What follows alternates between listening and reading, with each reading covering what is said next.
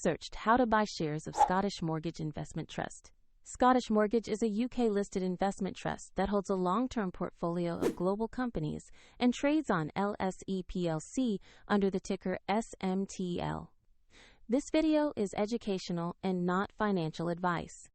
You need a broker to buy SMT.L, and we'll use eToro as an example to demonstrate the process. After registering, you will usually verify your account with an identity document and then add funds before placing an order. Use the platform search bar and type the ticker SMT.L to locate the listing.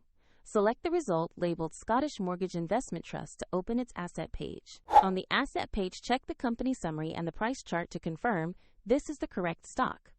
Verify the listing shows LSE PLC and the ticker SMT.L before proceeding.